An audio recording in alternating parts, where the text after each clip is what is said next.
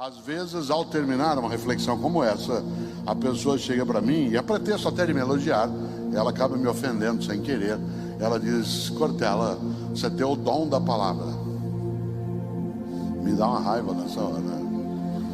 Porque dizer que eu tenho o dom da palavra significa o quê? Que eu não tenho mérito nenhum, que eu não fiz esforço algum, que Deus me chamou e falou: vem aqui, menino, você vai falar em público.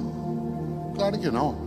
Faz 62 anos que eu estou na escola como aluno e professor. Para eu escrever 42 livros, eu já li mais de 10 mil livros na minha vida. Cada dia eu estou numa cidade ouvindo, aprendendo, conversando, refletindo, errando, voltando. E o resultado, você vê um pedaço aqui. A pessoa que só vê o resultado às vezes diz no Cortella: você tem o dom. Como dom? Claro que eu fui abençoado de várias maneiras, mas uma boa parte disso resulta de uma dedicação, de um esforço, que não é só meu, mas também não deixei de fazê-lo. Isso vale para mim, vale para você. Cautela. Hoje uma parte das pessoas esquece dessa reflexão. Outro dia o Marcelo Tass, com quem eu tenho um livro chamado Basta de Cidadania Obscena, ele retomou numa palestra uma fala minha, que algumas pessoas aqui talvez já tenham visto eu mencionar esta ideia, a noção de esforço. E eu conto isso sempre que eu posso. Meus filhos cresceram, os três, com uma ideia que pode até parecer meio perversa, mas ela tem uma natureza pedagógica. Desde que eles eram pequenininhos, eu dizia para eles o seguinte: no dia que você fizer 12 anos de idade, eu vou contar para você qual é o segredo da vida. No dia que você fizer 12 anos, eu vou contar o segredo da vida. E todos eles aprenderam. Tanto que todos têm sucesso, são decentes, todos têm capacidade de se dedicar, esforçar. E eu dizia: vocês vão ter aos 12 anos isso. E quando eu contar para você, não conte para os teus irmãos, espere chegar a tua hora e a deles. O André, que é meu filho que tem mais idade, que tem 42 anos, ele faz aniversário em dezembro. No dia do aniversário dele, às 4 horas da manhã, ele foi lá me acordar. Falou: pai, oi filho, hoje é meu aniversário. Falei: que bom, filho, parabéns, que ótimo. Falei: então pai, hoje eu estou fazendo 12 anos. Falei: que bom, fico feliz. Então pai, hoje é o dia que você vai me contar o segredo da vida. Foi verdade, filho. E eu contei. E como contei para os outros. E eles aprenderam. Quem é caipira aqui vai entender bem isso de uma maneira mais intensa. Eu falei: vem aqui com o papai na sala. Ele veio. Eu falei: senta aqui comigo. Ele sentou. Eu falei: sabe qual que é o segredo da vida? Ele falou: não. Eu falei: o segredo da vida é: vaca não dá leite. Ele falou: hã? Eu falei: vaca não dá leite, você tem que tirar. Esse é o segredo da vida. Vaca não dá leite, você tem que tirar. Se você não tirar, não tem leite.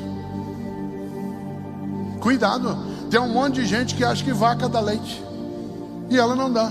Para ter leite, você tem que levantar 3:30 da manhã, entrar num curral, amarrar a vaca, amarrar as pernas da vaca, entrar no meio daquela bosta toda, sentar num banquinho, amarrar o rabo da vaca, senão eu te embostei inteiro, segurar na teta dela e senão não tem leite.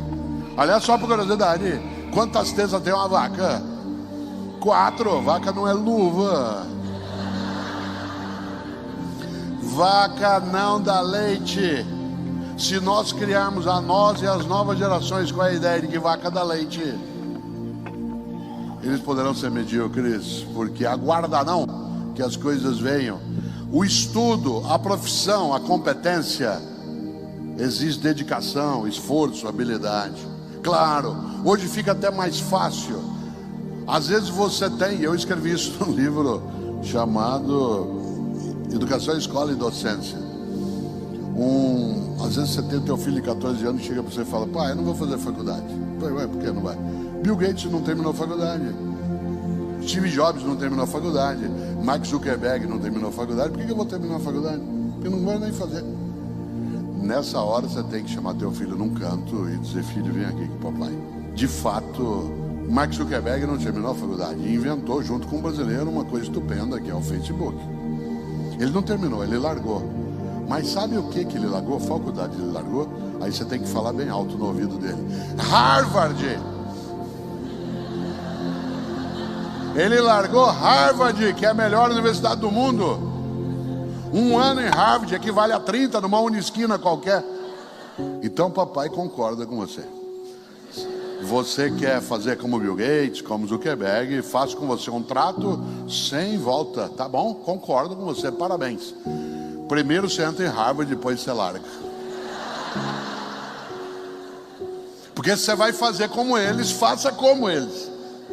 Essa perspectiva é exatamente para impedir que as novas gerações e nós, que temos mais idade, caiamos exatamente nessa armadilha que é, tudo bem, dá para o gasto. Cautela. A mediocridade na vida, no afeto, na relação, ela é muito redutora. Se você gostou do vídeo, curta e compartilhe com outras pessoas.